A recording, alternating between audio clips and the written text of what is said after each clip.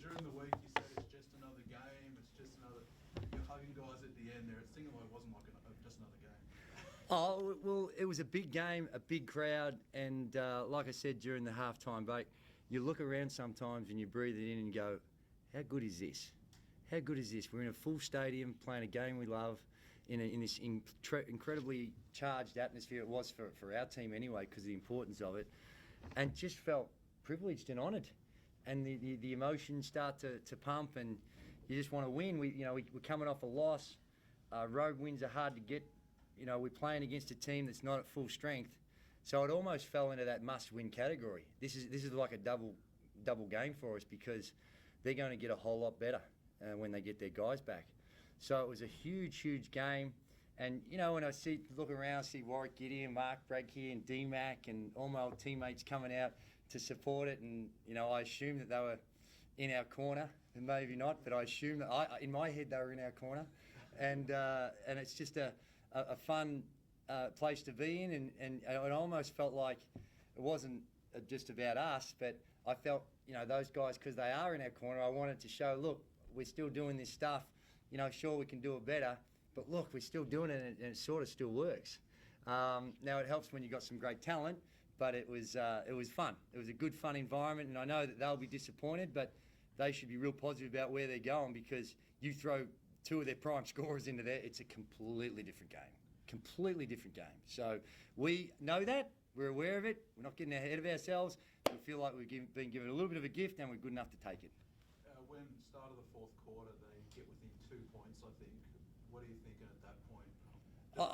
I still felt good about where we're at because I thought our defence was pretty good, albeit they'd made some baskets. There were some breakdowns and there were some things we needed to tidy up, but the effort that I could see from our guys on the defensive end was still there. And I felt if we could just crack it open, and I said it to them like at halftime, we got it to 8, then they got it back to 2 in the first half. I felt if we could get over that hump, get it to 12-14 with their depleted lineup, it's a lot harder playing catch-up when you don't have your main guns there. Who do you go to? How do you create your shots? Different decisions need to be made when you get 12 up as opposed to being 6 to 8 up. So it was getting over that hump, but even then, like with 2 minutes to go and with 14 up, I felt like we were 1 up and didn't have the ball. I mean, it still felt like we've got a lot of basketball to play here, and there's every team's that saying, I think we're all right, do you want to get the guys in? I'm like, well, hang on, not just yet, because I just felt nervous about it all and wanted to get the win. But I would have been like that whether we were here in Cairns, in Perth, any of those places, I would have been the same, because, it was more about the win. Andrew, can I just take you back to pre-game, walking onto the court for the first time, knowing it's not your home court? Was that weird? What did it feel like? I mean, knowing it's not... No, I was excited. I had to shoot around today. I felt like, I take a few shots and I hit my first couple when I come out. And I think Kev saw it. Did you see it? And I'm thinking, I feel like I'm at shoot around and I'm getting ready to play. That's how, because it's the familiar environment. We play so many games in here. Copes is there, they're talking crap. And it's like, hang on, this is how it felt when we were playing. So, and then walking out into the stadium and seeing the fans, it was more just like, hey, this game is great. This game is alive and healthy and there's great things happening and we get to do battle in this environment. It sort of took me back to the 90s when we were over at the tennis centre, and it's like there's a bit of feeling and a bit of passion, and you see the sign up there saying something about Sydney, go home if you're weak, or I don't know, whatever it was up in the stands. You're thinking, yeah, this is great, I love it. There's a bit of, this means something. So that's how I was feeling. I sort of got to a point I was that excited, we could have been anywhere, and it was just rapt to be there and be a part of that. That was what I was going to say next. Then when you get into the game, it's just your coach and your team, and it doesn't matter where you are, you're just completely in that moment, and everything else just disappears about being back in Melbourne. Absolutely. It doesn't matter what the jersey colour is or what it says on the uniform. It's about a game. It's about the individuals. It's about trying to figure out a strategy, which we had to do a lot of thinking early because we were putting points on the board, but they were scoring so easily. I think at the end of the first quarter, they were shooting 70-something%. We're a better defending team than that, but I think you've got to give more credit to the offense than discredit the defense. Our guys were working hard, and yep, there was a few adjustments we needed to make, But they were tough, real tough. Kev, when you and Brad came off the court at the end there, I know some hugs for Drewy, and you guys looked genuinely happy for him, like you knew what this game meant to him. Is that something the playing group spoke about today? To be honest, maybe we're just a huggy group, but we've done that, other games as well. Maybe it wasn't, coming off all the times, but I think that's just part of our group, the culture. We all, it just gets back to having fun playing a sport, and sure, it's nice, Drewy coming back here and winning in Melbourne, but to be honest, like he said, it's about getting wins, and we lost to Brisbane in a tough game, so this was really important for us. Andrew, how are you seeing Steve Lake's game at the moment? What are you hoping to see out of him in the next few weeks? I think he's working as hard as he possibly can. I think he's doing an outstanding job on the defensive end. I think offensively he's still learning our systems, and he's just not making shots at the moment. But what he doesn't do, he doesn't take bad shots. It's not like he's coming down here, this is about me, I need to get my numbers. Now, he's been around a long time, he's a veteran. Eventually those shots will fall. He's got to get his legs underneath him, and he's got a younger body than a 36-year-old, but he's 36, that's got some Ks on there, and he's had a bit of time off, albeit that he's conditioning and shooting there, but he hasn't had the battle with the defensive pressure and all those types of things. So he is going to get better, but we still think he's bringing a lot to the table. It's just if you could cap it off with finishing a couple of shots, then we've got exactly what we thought we were going to get. But I don't lose 1 second of sleep that's only around the corner. That'll happen. And the great thing is, we've got Kevin and Jason just dominating the backcourt. He's there. He provides them with a spell. But if we could, if he cranks that up on the offense, then we'll be tough to guard. And Kevin, what's it like playing with someone like Steve, who's obviously had a pretty long NBA career? What's it like playing alongside him in that backcourt? It's great, and kind of mentioned there, people maybe look at stats, and I always think they're overrated. I think it's, might sound cliche, but the intangibles he brings and Josh brings, and those veteran guys are just having great locker room guys, and then guys on the court who can deliver as well. It just makes a world of difference. And I've always said 80 or 90% of having a good team is just getting along and really liking each other. So we're fortunate to have this, through the wins and after the losses. Drew, what was your view of Kevin's play in the last quarter in particular? He made the first three, on here. It was just a privilege to sit back and watch. I think I don't know, I can't remember him missing a shot. I know he did because the stats said he did. I can't remember when those misses were, when they came. And back to back, they were real daggers.